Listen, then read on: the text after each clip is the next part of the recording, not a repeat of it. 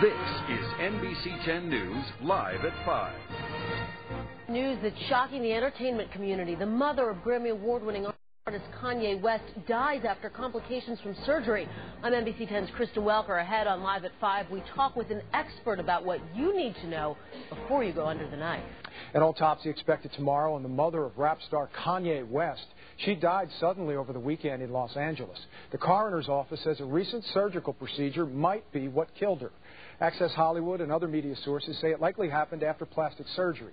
We all know that a little nip and tuck has become so common and popular these days, but Brandow West's death reminds us all it's still surgery, and there are always risks. Still, it has a lot of people asking, how could this happen to someone who has enough money to hire the best? NBC 10's Kristen Welker joins us live in the News Center with more. Kristen?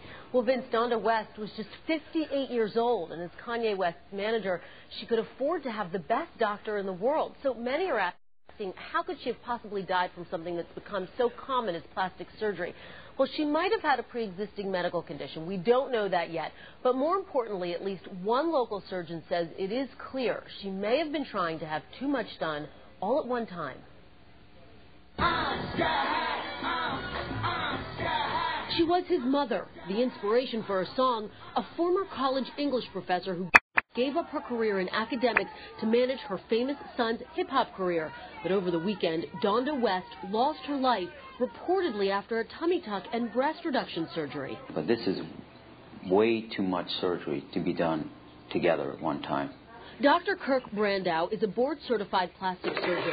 He says any qualified surgeon knows the longer you stay on the operating table under anesthesia, the longer your risk for complications. He says even if you're healthy, doing two major procedures at the same time is extremely dangerous.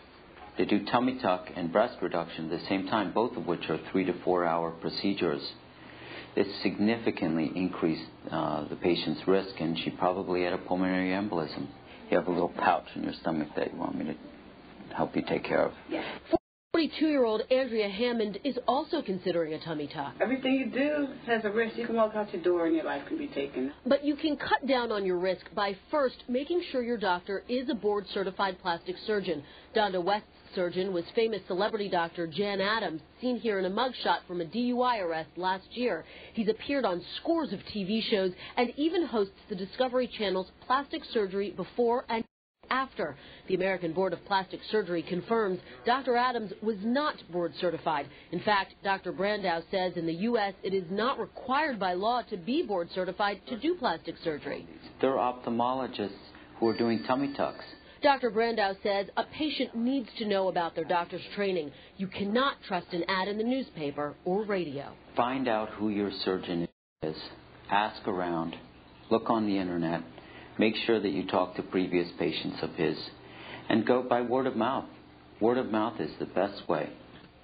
Really good advice. No, you're definitely not a good candidate for plastic surgery if you have a heart condition, if you have problems with healing, a bleeding disorder, difficulty with breathing, or a history of pulmonary embolism and even obesity.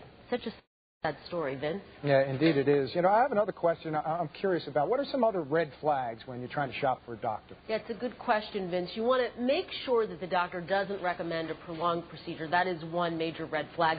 Look at the number of body parts involved. Dr. Brandow says your body can only take so much trauma at one time.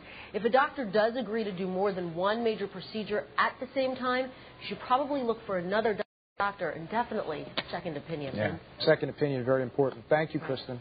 Thanks.